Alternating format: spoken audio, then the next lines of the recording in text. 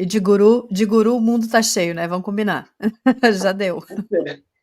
Pois é, mas assim, aquela história, né, o guru ou o mestre aparece quando a pessoa está pronta, né, Uhum. isso é por quê? Porque está cheio por aí, todo mundo acaba sendo influência para todo mundo, mas aquela influência que você tem condições de perceber, porque você chegou naquele ponto, então de um momento para outro aquilo passa a fazer sentido para você, então é por isso que realmente vai tropeçar em alguém que lhe seja útil, algum tipo de mestre, alguma coisa, não no sentido de te dizer o que fazer, mas de ajudar, ser um Sim. suporte para esclarecer algumas dúvidas e, naquela etapa do seu processo, ajudar de alguma forma, né? Mas, assim, você tem aquela parte mental, né? Aquelas explicações, aquela compreensão, e depois você expande praticando, experimentando. E aí você se liberta, né? Não está preso a ninguém, não está preso a nenhuma figura santificada que te diga isto ou aquilo, não tenho Isso. nada contra, mas, assim, cada um faz o que quiser. Eu prefiro aprender, expandir e crescer. A minha responsabilidade, assim, é uma grande responsabilidade, tem muita gente que não se interessa, né? Porque você Uhum. fica responsável, né? Se você está fazendo o que os outros mandam, quando dá problema, para não dizer outra palavra feia, a culpa é do outro. Aí você Uhum. reclama, pô, o cara não sabia, me enganou. Mas assim, e aí quando você começa a trilhar com as próprias escolhas, né, ser dono das escolhas, se responsabilizar pelas escolhas, extrair o aprendizado, né, dar algumas cabeçadas, errar faz parte, errando se aprende muito também, é só tomar o cuidado de aprender, não desperdiçar e não repetir, porque senão a cabeça vai ficando dolorida de tanto bater, mas assim, Aham. é você com você mesmo, você fica livre, né, você cresce sozinho, você pode, né? É muito bacana, ser livre é muito legal, né? Ser livre é felicidade. No começo, você pode se sentir mal porque você não vai ter a quem culpar. Você vai ser responsável. Você não é culpado, mas você é responsável. Uhum. Você está fazendo as escolhas, as consequências vão ser suas também. Né? E é só uma questão de maturidade. Você vai adquirir uma maturidade. Uma vez compreendido isso, você deixou sua fase infantil, você expandiu. Né? E aí dá para pegar vários ganchos nisso que você está falando, Mário, porque acho que uma das programações a que nós estamos submetidos aqui é o efeito manada, né? A gente precisa fazer o que todos fazem e a gente precisa seguir alguém, né? Seguir algum comando, porque essa projeção da autoridade que é projetada em nós, se a gente não identifica isso como sendo uma programação, a gente vai sem questionar. A gente teve bons exemplos aí de 2020 para cá de certas coisas que andaram acontecendo, né? E é interessante a gente traçar esse paralelo de quem é o mestre e quem é o guru, né? O guru é aquele sujeito que diz, eu sou o caminho, né? Uhum. Me siga, você jamais estará perdido, porque eu sou o caminho. Enquanto que o mestre, ele te mostra, ó, aqui tem caminhos, escolha o seu, né? O meu é esse, mas escolha o seu. E ele mostra pelo exemplo, né? Então, e é interessante outra coisa que você falou também, que os mestres, eles vão aparecendo, né? Eles vão aparecendo à medida que a gente está pronto. Tanto que a gente não fica com só seguidamente tem coisas que a gente precisa que alguém nos mostre, dá aquele bizu, né? Dá aquela dica, aquele momento era aquilo que eu precisava ver. E daqui a pouco tudo bem, eu já achei, dei 3 passos adiante e aquela pessoa já ficou pro outro lado. Agora eu tô indo para cá, tô enveredando em outros caminhos. E aí vão aparecer outras pessoas que vão nos dar outros exemplos de outras dicas que são relevantes para aquele menino, para aquele momento específico, né? Então isso é muito legal, porque a gente também não tem que ficar pegado a uma única fonte, né? Mas achar aquela que está ressoando naquele momento do aprendizado, né? E isso acho que realmente é esse grande processo de expansão, que a gente vai realmente se conhecendo. E eu acho que essa autodescoberta é o mais revelador do processo, porque a gente entende a simulação e a gente vai se entendendo como que a gente age aqui dentro. É isso aí. Isso. Assim, existem, vamos dizer, incontáveis pessoas em incontáveis universos, né, que são todos consciência, em incontáveis planetas. E este aqui sozinho tem 8 bilhões de pessoas, aproximadamente. Então, Uhum. e não existem duas iguais aqui. Somos todos iguais em constituição, ok? Aqui, neste planeta, o avatar é poeira de estrela. Todo o material que existe nesse planeta, que gera os nossos avatares, os nossos corpos, é poeira de estrela. Veio, né, explosões, materiais pesados foram criados em explosões de estrelas e foram se espalhando, formaram planetas, e nós somos feitos da mesma matéria que o universo, o Avatar, ok? Virtualmente. Agora, mas então somos muito similares em termos de constituição aparentemente material, por um lado, e no fundo somos todos consciência, um pedaço, né? A fonte ela se subdividiu e gerou consciências individuadas, quer dizer o quê? Consciências que podem perceber a si mesmo, né? Não é assim como um dedo, né? Um dedo é um pedaço do nosso corpo, mas ele não se percebe como dedo, pelo menos não fala comigo. Mas acerta se eu der uma martelada nele. Mas dessa forma, o que a consciência faz? Ela gera uma restrição de tal forma que essa consciência ela sente é como se fosse uma membrana celular, né? E ela passa a perceber que ela está ali dentro, que ela é um ser e que ela se conecta e está interagindo com a consciência, a fonte, porque ela ainda está lá mergulhada na sopa da fonte, na internet da fonte, e ela tem contato com outras células, né, individuadas de consciência e pode interagir. E a fonte, ao longo do caminho, né, isso foi parte da evolução, né, uma coisa interessante, muito libertadora do trabalho do Tom, é que a proposta do modelo dele, que explica a nossa realidade, parte de que a consciência, inicialmente, ela era potencial, mas era vazia. Ela tinha potencial de vir a criar tudo isso, mas não continha nada. Era uma grande consciência imensa, não necessariamente infinita, mas tão grande que a gente não tem como ver as bordas, mas vazia. E esta consciência começa a experimentar com partes de si, gerar informações, né, zeros e uns em cada subunidade dela, e ela vai evoluindo, trocando, mexendo com a informação, criando significado, isso tudo dentro dela mesma. Depois, no processo de evolução, ela percebe que pode se subdividir e que, com a subdivisão, ela tem a vantagem da interação, porque antes ela estava pensando somente dentro dela, e a partir daí ela tem outros seres, subseres ali dentro, consciências individuais, que podem trocar ideia entre si e podem trocar ideia com a fonte. Então, podem se relacionar.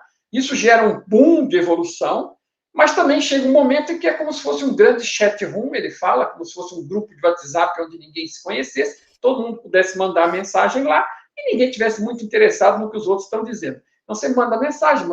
Então, assim, não tenha muita consequência, né? Então, a fonte acabou evoluindo para criar realidades como a nossa e foi experimentando infinitas vezes, né? Até um combinado de condições iniciais dar certo e gerar esta realidade que gerou estrelas, planetas, gerou um planeta com condição para a vida e gerou avatares que podem ser experimentados pelas consciências individuadas. Então, isso foi gerado com a intenção de ser como uma escola, né? Uma espécie de escola onde as consciências podem se plugar através dos avatares biológicos virtuais, que somos nós e todos os outros seres vivos do planeta, são todos pilotados por consciência, e essas consciências interagem aqui num ambiente bem regradinho, que tem regras claras tem gravidade, tem eletromagnetismo, tem dia e noite, né?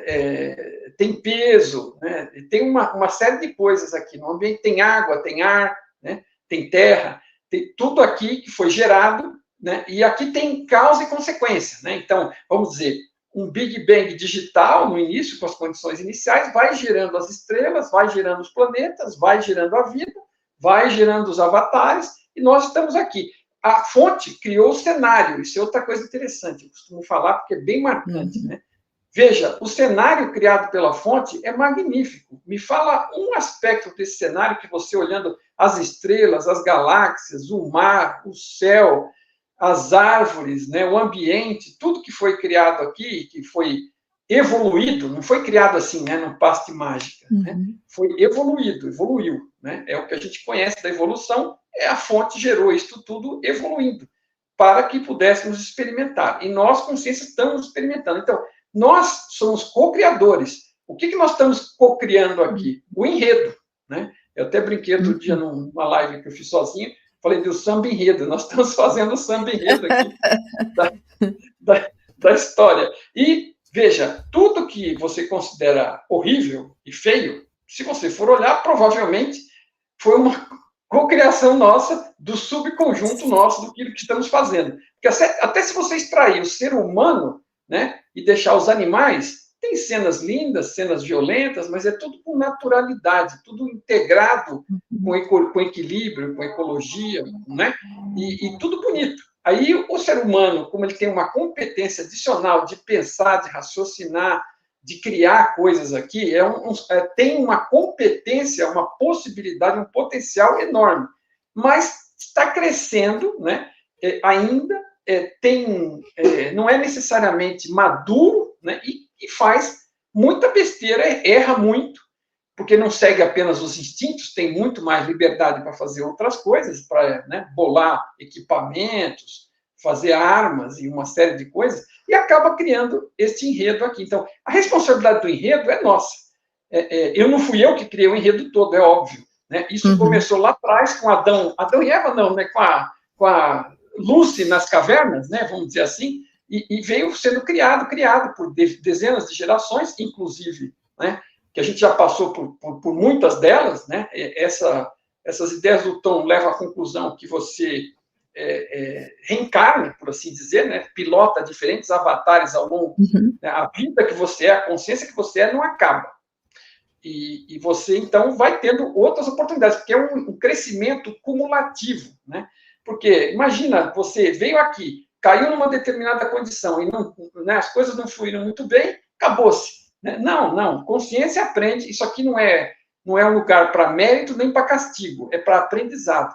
Então, a gente tem N oportunidades, cresce, evolui, e vai interagindo, e vai assim, quem sou eu hoje? A somatória de todas as escolhas que eu fiz nessa vida, e mais o impacto que eu recebi das pessoas mais próximas pelas escolhas que elas fizeram, porque não, é um ambiente interativo, a gente não vive aqui sozinho, né? É um ambiente interativo.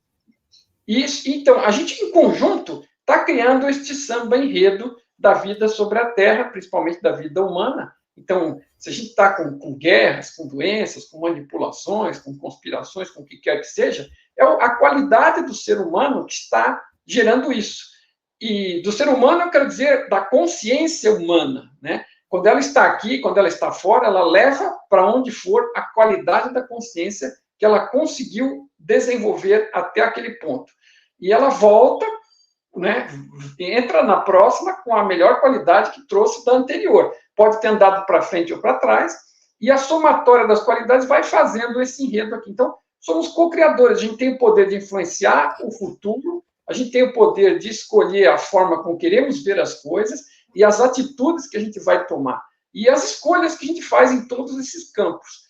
E a gente vai fazendo as escolhas e vai tendo consequências. E se estivermos atentos, podemos aprender, crescer, fazer melhores escolhas, ser mais felizes, influenciar o ambiente para ser melhor. E quantos mais de nós estiverem com essa clareza de mente, né, o Tom é uma coisa muito interessante, que a gente está trabalhando para criar um simpósio nos Estados Unidos, agora no dia 29 de setembro, com cientistas, para trazer um pouco de luz aqui para este planetinha, onde a ideia principal é acabar com essa separação entre ciência e consciência e perceber que o fato da ciência ter se isolado no materialismo gerou uma série de valores que estão nos levando por um caminho, né, que é muito ruim. E se a gente retomar e perceber essa expansão da consciência e conseguir que pelo menos 10 ou 15% da massa, não precisamos que todo mundo perceba isso, essa é a boa notícia que o Tom dá e que eu fiquei muito feliz com isso. Quer dizer, se a gente conseguir levar essa mensagem e fazer com que mais pessoas despertem, se 10 a 15% das pessoas despertarem, isso vai gerar uma massa crítica que vai facilitar o despertar dos outros. Porque o despertar é individual, mas ele vai poder ser influenciado e facilitado. E ele estima que a gente precisa de algo entre 10% e 15%. Então, todo esse esforço é para ajudar a causar, né? E o que seria também uma espécie de fim da simulação? Não quer dizer que ela vai acabar, mas vai ser uma coisa completamente diferente se as pessoas estiverem majoritariamente despertas e com maior qualidade de ser. Você está falando, eu estou pensando assim, é um RPG, né? Como é que é? Role Playing Game. É o jogo Yeah.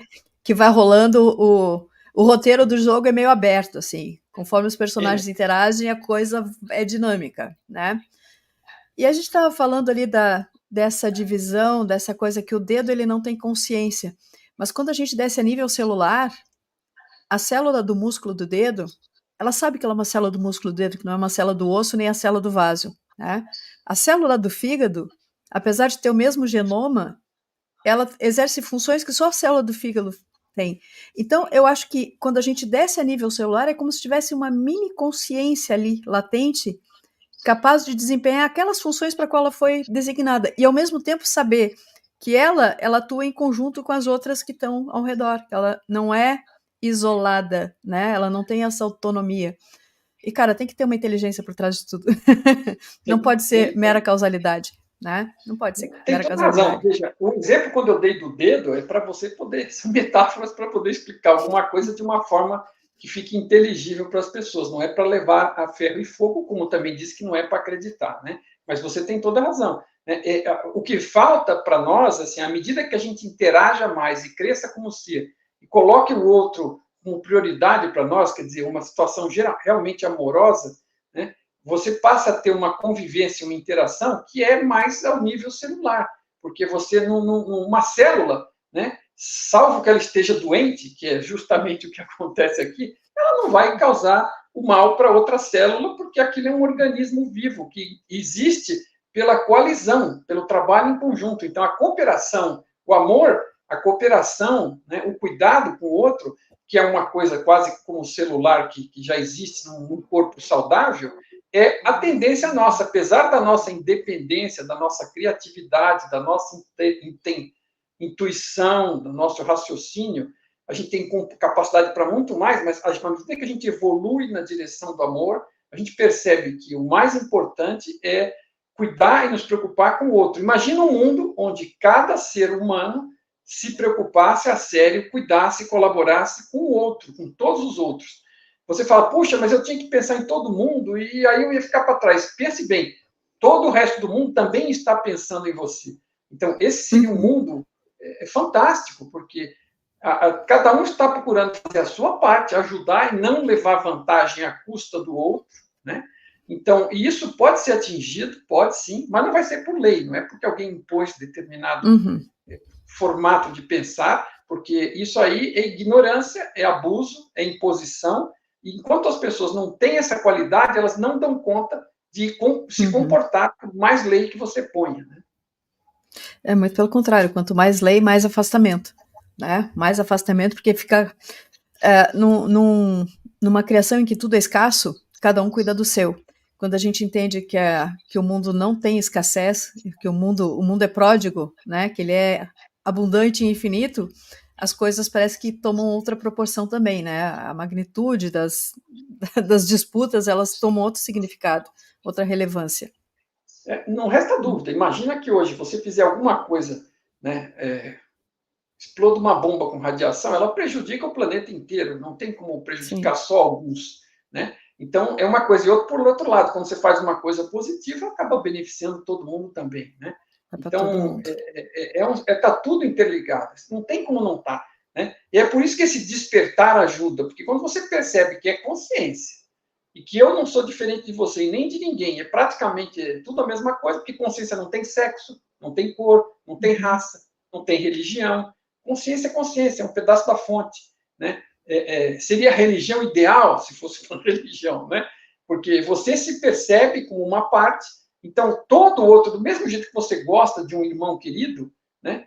Ou de uma mãe, ou de um pai, ou de um filho, você gostaria de qualquer outro, porque a nossa relação é muito mais interna do que qualquer outra.